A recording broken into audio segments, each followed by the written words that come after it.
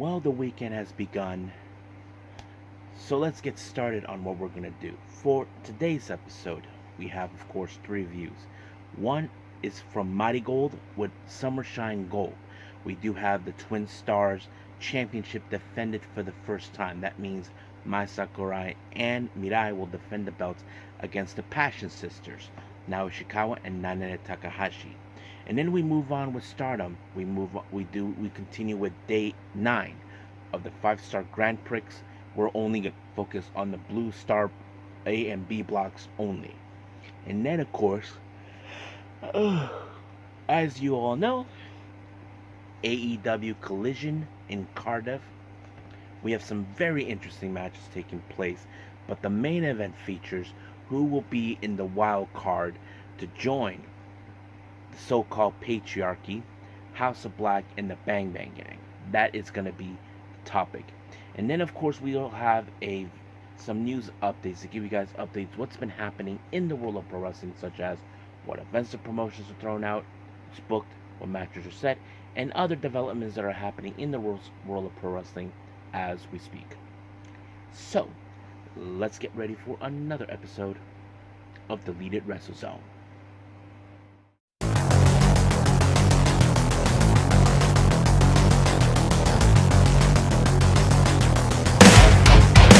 Are you ready?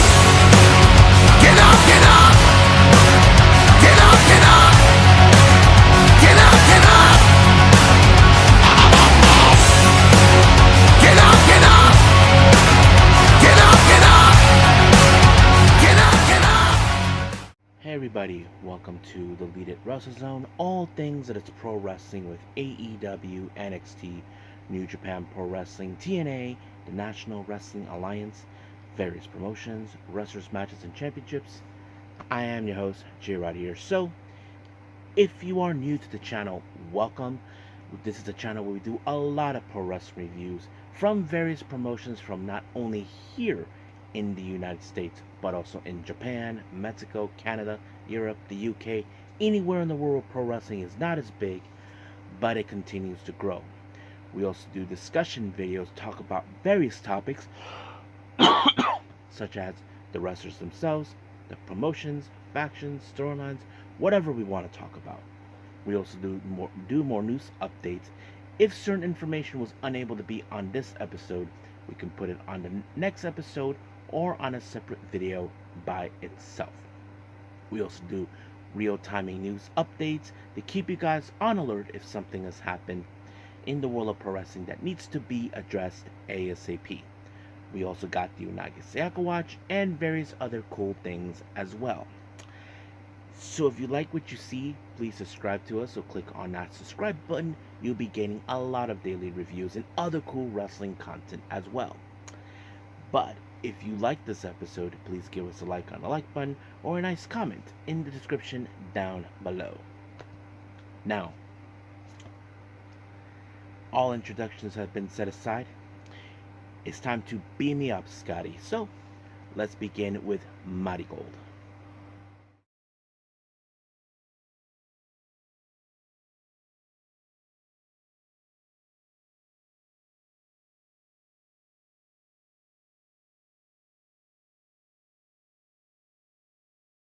Okay, MARIGOLD. We continue with more of the Summer Gold Shine. This was just recently today. As you know, this is, forgot what day it is. But anyway, our opening match, we have Yuki Minami taking on Chika Goto. Now, this is the first time I think Chika Goto does a singles competition. Some girls, like, for example, Chika Goto and Kyoki Amori, they normally been well as a tag team, but it's great that we get to see her do something outside as a singles. But she was able to pick up a good win when she applied a somewhat of a gut wrench type move. I don't know exactly what to call it, but it was effective and she picked up a good win. Our next match, we have a three-way match. We have Zeta Steel versus Myla Grace versus Komomo Minami. Now, of course, the factor is this: Minami is the weakest link. Not because I say so, it's due to the fact that she has less experience in the wrestling game. So that kind of plays out pretty well. But you ask yourselves, would that be any problems? No, not entirely. But however, of course, there'll be anything could happen in this type of match. But it was Myla Grace who picked up the win when she pinned her, and just like that, it was over.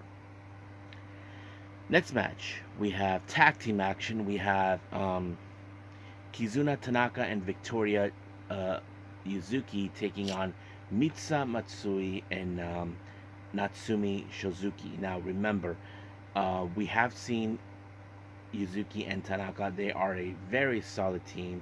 They work very well. But however, of course, we cannot forget Mitsa Matsui and Shozuki. They're both rivals in every capacity. Remember, they both fought for the Superfly Championship, and of course, resulted of Shozuki picking up the win. But the real question is, can they coexist? That's the very factor of this. But luckily, they were able to do so thanks to Shozuki for doing a diving double knee drop onto Kizuna's abdomen, and just like that, she picked up the win.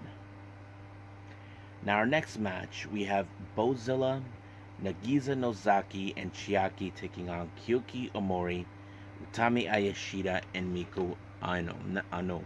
So, however, this match, you probably will guess there were a lot of cheating going down. But however, Miku Ano had to deal with Bozilla before. Don't forget, when she won the white belt, of course, it was with Bozilla. But Bozilla, I'm sure she was never going to forget that loss regardless.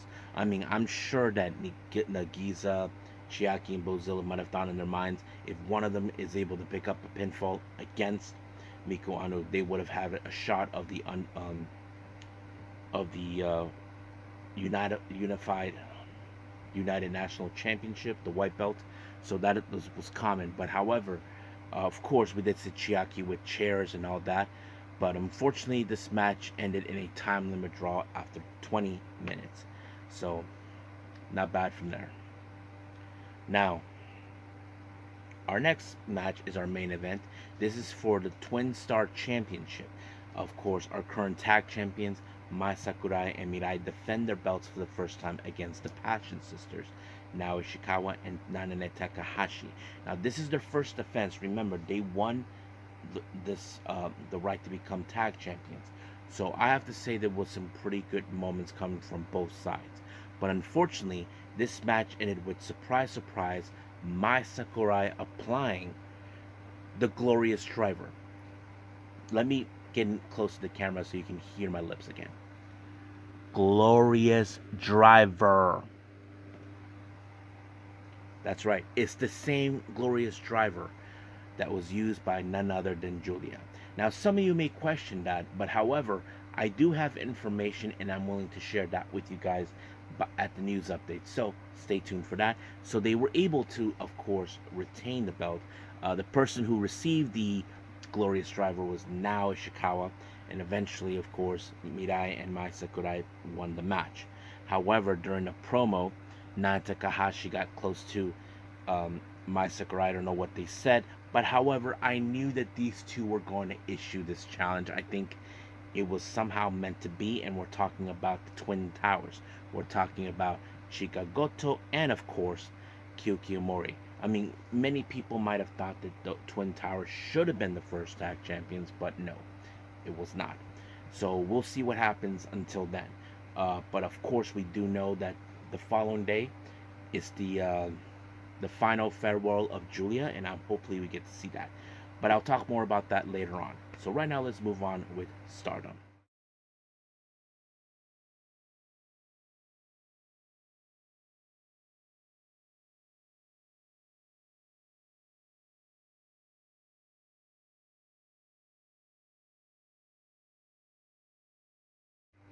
Okay, Stardom, day 9 of the 5-star Grand Prix. We are now only focusing on the Blue Stars matches. Now, we're almost at the end, so I think we all be patient on this one. Now, we have a pre-show match. We have Rion versus Waka Tsukiyama versus Momo Kogo.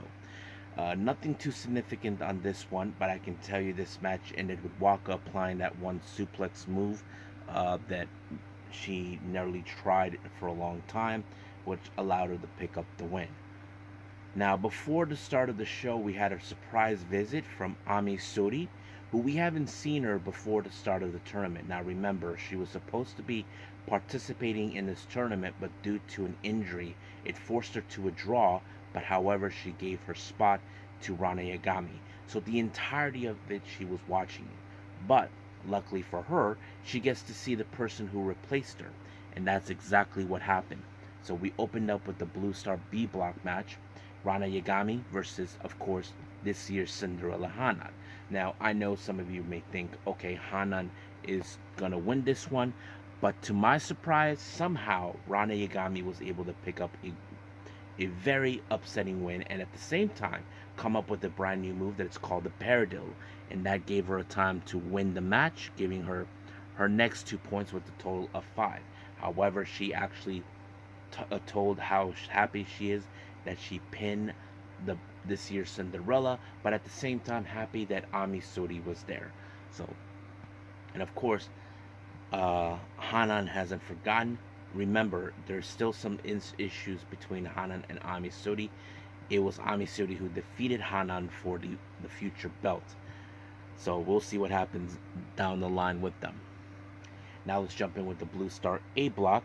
We have, of course, Anna Jay versus Koguma. Of course, Koguma will do the all the time. That's who she is. But however, it was Anna Jay's Queen Slayer that became the difference maker, giving her next 2 points with a total of 6. So that's how it ends right there. Now we do have a non-tournament match. We have the young Kozen, or as I like to call them, from the Cosmic Angels, Sayaka Kurata and Aya Sakura, versus Godzai, Hanan, and Saki Kashima versus Hate, Rina, and Natsuko Tora. Now, of course, nothing too significant about this one, but however, there are certain things that we could point out. Don't forget, we know that Sayaka and Aya do have two things in mind. Both the New Blood Tag Team belts, which Rina has, and also the future belt. And don't forget, Hina, in the other hand, has her match against her own twin sister, Rina. So that is something we are definitely going to see. But however, Hina was the one who picked up the win by applying the ghetto clutch, and just like that, it was over. But the real question we ask ourselves, is this the beginning that Rina could lose the belt to her twin sister, who's determined to break Hanan's record? That's always been Rina's goal, to break her record. And Hina swore that she will never let that happen. Well, we'll see what happens until then. Now let's jump in back to the tournament matches. We have the Blue Star A block. We have Miyu Amasaki versus Starlight Kid, a Neo Genesis showdown. I thought this match was pretty good. I thought it was very impressive. Not to mention these girls are almost about the same age, I believe. But however, this match ended in a time limit draw after 15 minutes, I believe, and they all get each point. So basically, Amasaki gets a total of 3 points, while Starlight Kid gets a total of 6. So, but of course, there is a lot of growth coming to Amasaki. I'm sure Starlight Kid knows it, but sooner or later, we will see some greatness coming from Amasaki sooner or later. But for right now, we'll leave things as that. Now, our next match, we go back to the Blue Stars B block. We have Tekla versus Risa Serra. These two ladies know each other too well. Those who know this, they both knew each other from their eye stripping days. However, Tekla attacked Risa Serra out of nowhere in this match. And then, of course, the referee was taken out of the blue. And then later, Risa Serra completely lost it, insulted Tekla with the chair, and she was not done, even though she was disqualified. She was intending to beat the crap out of her. Even Hate tried to separate her, but come on, you can't separate the deathmatch queen away from her. I'm sure Risa Serra will get revenge on her, but we'll see. But however, Risa Serra remains with 6 points, while Tekla remains at 4. Now, back to the Blue Stars A block, we have Xena versus Sudi. I have to say, a very strong match because, of course, we do see Xena is one of the strongest competitors we have seen so far. Very impressive. But she's facing against a former Red Belt champion. That could put, of course, Xena on the map for a title constituency in the future. But however, Shuri was able to pick up the win with one of her moves. And just like that, she wins the match. She gains a total of 6 points, while Xena gets 4, remains at 4. Our main event, we have Saya Kamitani versus Suzuki. Of course, there was going to be some interesting matches. Um, but however, Kamitani picked up the win with the Starlight, with the Star Crusher. And just like that, she got 8 points, while Zuzu remained at, I think, 5? Yeah, at 5. But however, of course, Kamitani being a little devious person kind of bragged about it. So let's see how this rolls up. Um, I'm sure for the next one, which will be determined who will walk in. We'll see. But for now, we'll just leave things as it is. But a note here for everybody: Tam Nakano and Natsuko were not there. They were helping out and send with Sayuri Inui's title match in Sendai. Hopefully, I get to see that.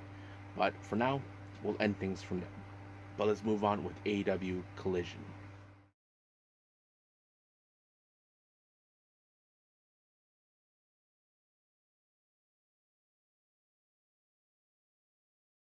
Okay, AEW Collision. We opened up with the conglomeration, Kyle O'Reilly, Mark Briscoe, and Orange Cassidy taking on the Undisputed Kingdom. All 3 members, Roderick Strong, Matt Taven, and Mike Bennett.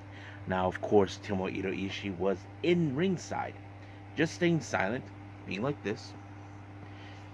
And Tony Schiavone tried to have a nice conversation, but, well, you don't know what to make of it. But I thought it was pretty funny. I mean, I would like to see that moron, Nigel McGuinness, try to have a conversation with him. Let's see how that rolls. But, however, it was a pretty good match. But in the end, of course, it was the guillotine headlock by O'Reilly onto Taven that allowed them to pick up the win. However, Ishii went up to the ring to celebrate the fact that his teammates and friends won, but he did stay again in the commentary section because his tag partner for the 0 Hour and All In was next, and that is, of course, Willow Nightingale versus Harley Cameron. Now, don't forget, Willow Nightingale is determined to build up momentum until we head, of course, to All In 0 Hour. But she did pick up a fantastic win against her on Harley Cameron when she applied the Dr. Bomb. So we'll see more of that. Now, there was an interview with Renee with Lexi towards Private Party, and then of course we did see um, Dustin Rhodes and Sammy were there to talk about their upcoming match, and he brought in an honorary Texan, and that is Shibata. Now, those who don't know this, Rocky once mentioned that every time they go to Texas, he likes Buc-ee's. So I don't know if I have any Texan, of course, subscribers. You know what I'm talking about. But he did use the phone, as always. So I thought it was pretty fun. But luckily, his match was next, and it was against Jay Lethal. A very strong match. Of course, he had Dustin Rhodes and Sammy by his side, where Jay Lethal has, of course, Sanjay Dutt and Satnam Singh. Nothing funny business came out from anybody, but however, it was a much clean fight.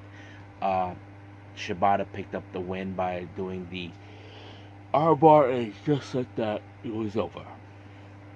Now, our next match, Chris Statlander teaming up with Stokely Hathaway to take on a couple of locals, Kid Lycos and Nina Samuels.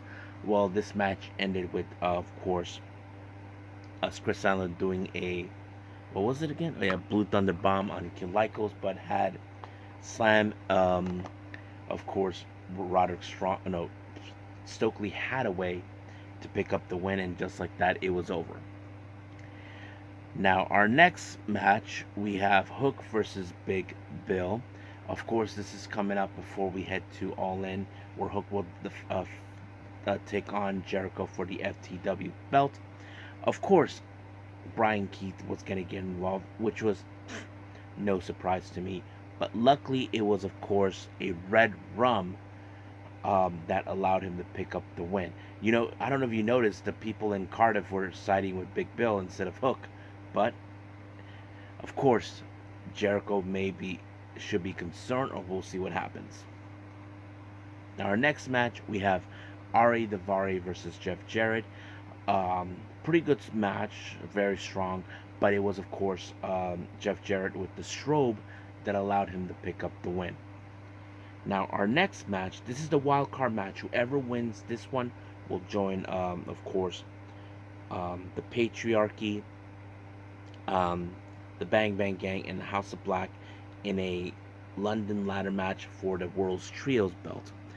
We have Lio Rush and Top Flight, consistent of the Darius and Dante Martin, taking on the BCC members, Wheeler Yuta and Claudio Castagnoli, but they added Pac, which was very unusual. Now, if those remember, last time Pac teamed up with these guys, it happened during um, Blood and Guts or something. I don't know.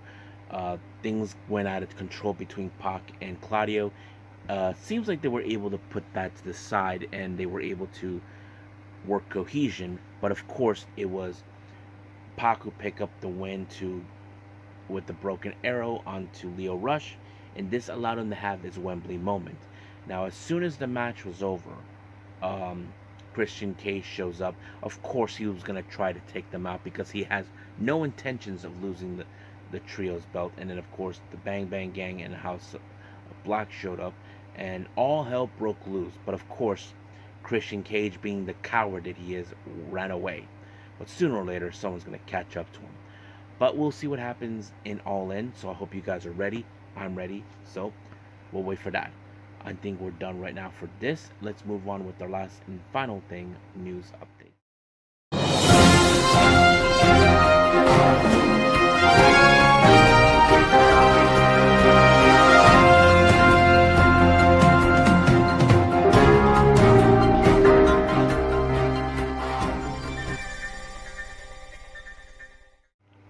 Okay, so welcome to our news update. So let's begin with, of course, upcoming events. Now, we have the NWA 76 taking place real soon in Philadelphia on August 31st. Two matches have been announced, but now, however, I wasn't too sure exactly if these are title matches. It was announced that Kenzie Page, who is in fact the current NWA Women's Champion, will take on the NWA Women's World Television Champion Max the Impaler. However, they never speculated if there was going to be a title match. I mean, I mean, personally, I would like to see that. And then we have the same thing with EC3, our current NWA World Champion, versus our current National Champion, Tom Latimer. So that is still unclear to me. So that's what's happening. Now, as you know, next month we will have the annual Wrestle Princess 5 on September 22nd. Now, two matches have been announced. Mai Sakurai will be in action to take on Big Kaiju Shoko Nakajima, and then we have Zao, or as we know her, Zaya Lee, takes on teams up with Mizuki to take on Veni and Yuki Kamifuku. So that's pretty much it for our upcoming events. Let's talk to some developments.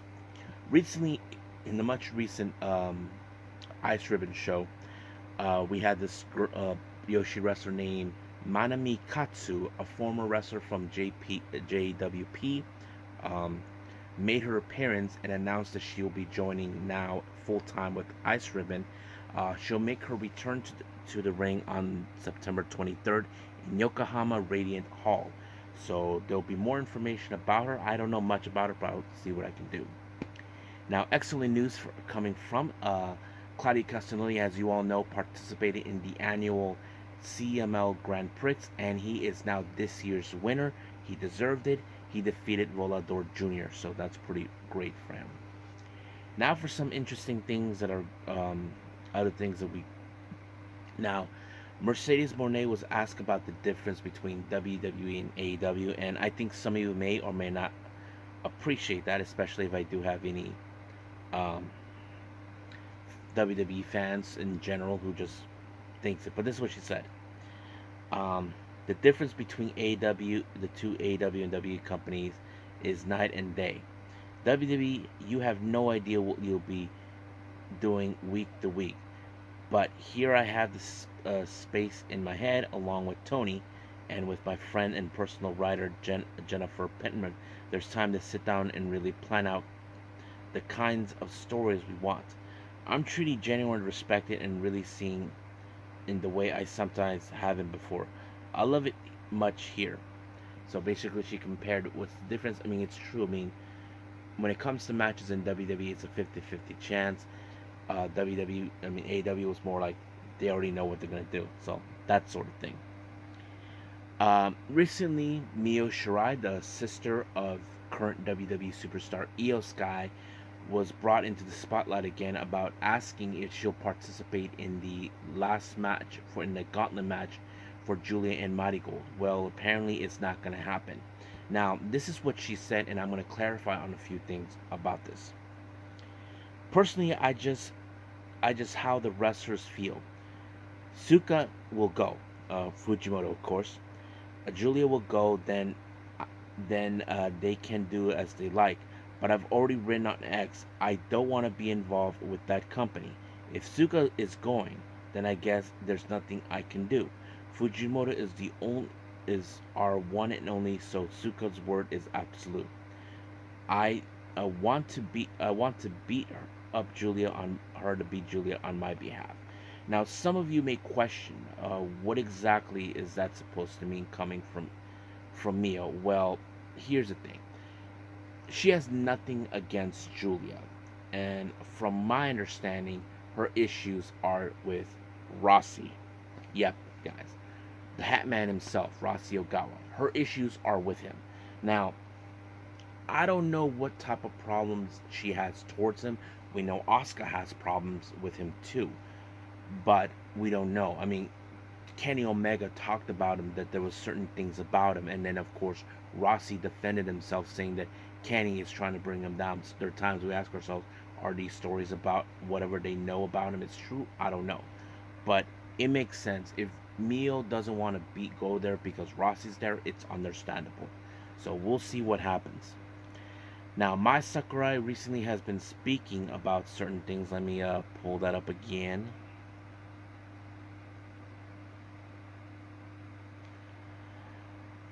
Now, Mai Sakurai actually talked about, of course, the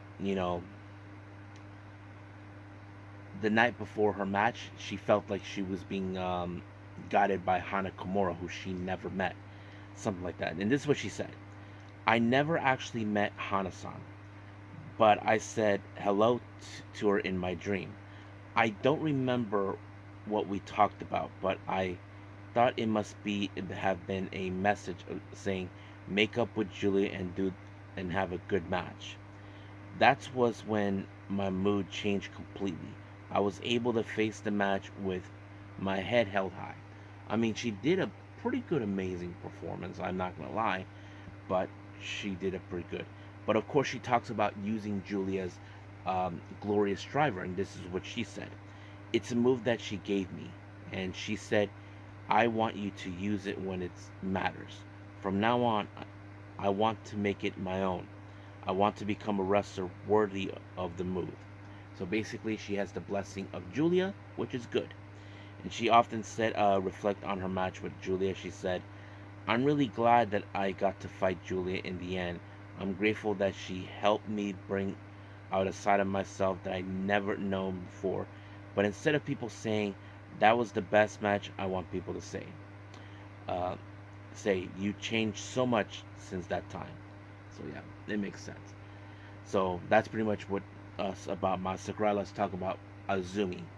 Azumi talked about Mayu Iwatani not acknowledging her as for the IWGP Women's Championship as a challenge.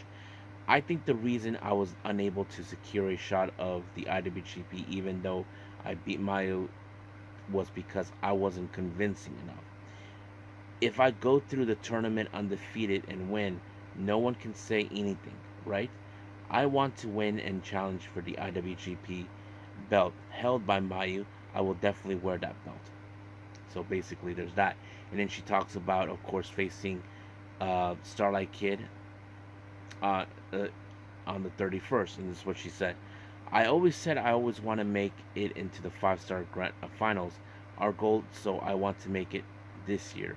I want to show a match that shows what Stardom is all about. Um, Azumi even says about beating Mayu takes her one step closer to becoming an icon. I was really happy that I've said that I need to become an icon, and I felt maybe I finally taken a step closer to the goal. I mean, yeah, I mean, there are people that still talk about how Rossi said that she will never be popular, and we all can say that's a load of horse crap coming from that. And then, of course, Azumi going on undefeated in the five-star Grand Prix block of death. Before the block started, fans were calling it block of death. So I even, excuse me, I even terminated to try the fight like I was going to die. That's why I've been able to do this so far without losing. So that's pretty much sense. So we'll see what happens. I think there's a lot of talk about that in the next Stardom show, but we'll see what happens. But for now, we'll just end things right here and call it a day. Well, I hope everybody enjoys this episode. Coming up, I haven't decided yet, but don't worry, we do have All In taking place in Wembley. That is our priority. However, we do have the next Stardom Grand Prix show where we determine who will be in the tournament blocks. However, we also got the Marigold thing, with Julia's final farewell. But we'll see if I ever get to see it. But for now, we'll just stick to what we do have, which is All In, and then we'll go from there. But for now, I will see you guys in the next DWZ time, same DWZ channel. I must bid all of you adieu. So, goodbye, and have a nice day. Bang.